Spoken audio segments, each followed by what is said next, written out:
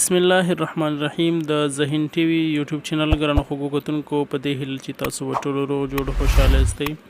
خوږو ملګرو په نننۍ ویډیو کې به زه تاسو ته وښیم چې موږ څنګه کولی شو د خپل وای فای پاسورډ بدل کړو.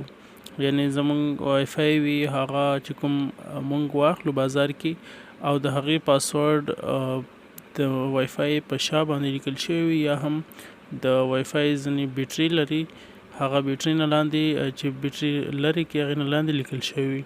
نو زیاتره وخت هغه داسې وي چې موږ یو چا ته ورکړو نو هغه سره کنیکټ شي، خو بیا که چېرته موږ انټرنیټ سیم کارډ پکې واچو، نیټ پکې واچو او هغه استفاده کوو نو هغه کس اتومات بیا هغې سره کنیکټ کېږي، نو موږ انټرنیټ بیا هغوی مصرف کولی شي. نو څنګه کولی شو چې د هغې مخه ونیسو او د خپل وای فای پاسورډ چینج کړو. نو خوږو ملګرو تاسو به راشئ، خپل وای فای به کنیکټ کړئ. صحیح ده، زه اوس دې سره وای فای کنیکټ کوم. دا د وای فای ما سره کنیکټ شوله. زه غواړم چې د دې وای فای زما وای فای پاسورډ چینج کړم. تاسو به راشئ او خپل موبایل کې به کروم براوزر خلاص کړئ. صحیح ده، سر نه زه نیو پیج اخلم. ښه، کله چې مو داسې نیو پیج واخیستو نو تاسو ته به د سرچ وي، سرچ کې به تاسو کلیک وکړئ او دلته به تاسو ولیکئ 192.168 بیا .1.1. صحیح ده، دا به تاسو ولیکئ. که چیرته دا نه وي نو تاسو هماغه وای فای په بیټرۍ لاندې یا هم د وای فای په شا باندې یو آی پی ادرس وي، هماغه آی پی ادرس به تاسو دلته ولیکئ. صحیح ده، بیا به تاسو ګو ووهئ. بغیر د دې نه چې تاسو پکې انټرنیټ واچوئ چینج کولی شئ. زما پکې انټرنیټ نشته دی خو ما ته صفحه خلاصوي. ګورئ، کله چې دا صفحه خلاصه شوله دلته به تاسو د هماغې وای فای کوم ژبه وي، بله ژبه کې وي، زیاتره چینایي ژبه کې وي، نو هغه بیا تاسو ورته لینګویج هغه ځای نه چینج کولی شئ. صحیح ده، دلته تاسو لینګویج چینج کولی شئ. انګلیسي ده، همداسې دا چینایي ژبه هم لري، نو انګلیسي ته به تاسو دا واړوئ او دلته پاسورډ چې دی زیاتره د وای فای پاسورډونه چې وي هغه اډمین په نوم باندې وي. دا ګورئ اډمین زیاتره اډمین وي. که چیرته تاسو بیا هم نه پوهېږئ اډمین مو ورکړو وای نه اخیستو نو بیا تاسو د وای فای په شا باندې وګورئ هلته پاسورډ څه شی دی.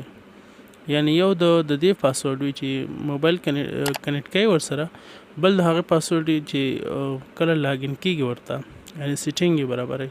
نو زیاتره وای فایګانو اډمین پاسورډ وي، نو د دې چې دی بیا اډمین نه دی، زه ورته اډمین ورکوم خو اډمین نه دی او دلته به ماته وایي چې پاسورډ دی غلط دی. ګورئ رانګ پاسورډ، نو دلته به تاسو هغه پاسورډ ورکوئ. د دې پاسورډ دی، ښه صحیح شو، زه به لاګین شم.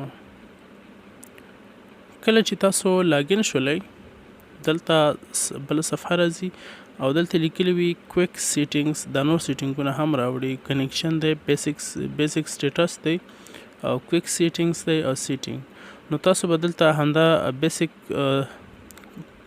کویک سیټینګز به ووهئ او دلته به تاسو راشئ.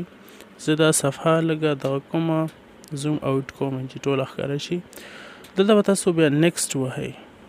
نیکسټ مو چې کله ووهلو دلته ډېر سیټینګونه دي.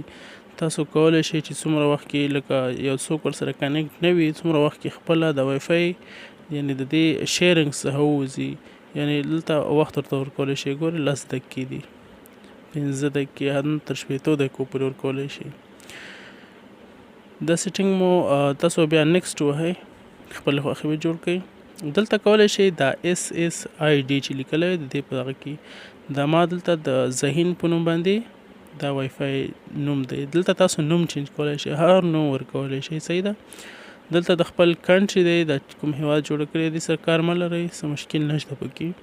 بیا هم A2 او تاسو به لاندې راشئ، دلته لیکلي وي SSID براډکاسټ هاید. صحیح ده، دا چې دی دا تاسو که چیرته انیبل وي نو تاسو دا وای فای به اتومات یعنی وای فای سرچ به تاسو دا وای فای نه راخلی هاید به وي یعنی کله چې تاسو غواړئ کنیکټ کوئ بیخي سکیور کوئ نه څوک هم کنیکټ نه کړي نو هغه تاسو بیا دا آن کوئ انیبل کوئ صحیح ده او که چېرته نه غواړئ باید چې څوک وای فای خلاص کړي هغه هلته نوم راشي نو بیا تاسو دا هاید کوئ ډسیبل کوئ صحیح ده نو دا آپشن دا کار لري دلته به تاسو نیکسټ شئ نو دلته نیکسټ مو چې کله ووهلو دلته بله صفحه راځي او دلته به تاسو راشئ دلته لیکلی وي ویب کی 1 صحیح ده یعنی دا څو پاسورډونه تاسو ورته ورکولی شئ ډېر پاسورډونه تاسو استعمال کولی شئ ځینې وای فای کې یو پاسورډ وي ځینې کې ډېر هم وي نو دې کې دي بیا 4 پاسورډونه دي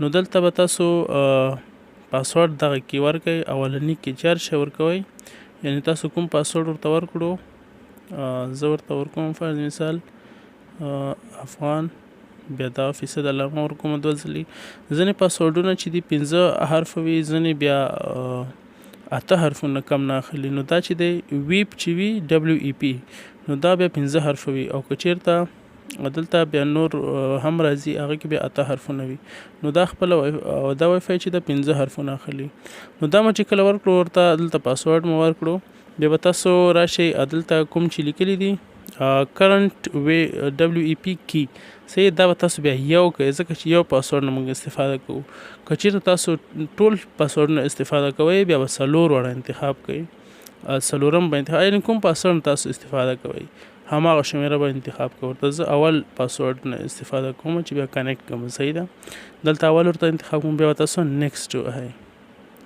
کله چې مو نیکسټ ووهلو دلته